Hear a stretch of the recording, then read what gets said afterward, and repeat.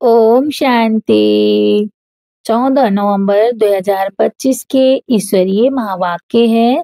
सुनते हैं मुरली का मुख्य पॉइंट्स। बाप दादा ने कहा, मनुष्य समझते हैं शास्त्र पढ़ना ज्ञान है, पर असली ज्ञान केवल एक भगवान ही दे सकता है, जो स्वयं आकर सिखाते हैं।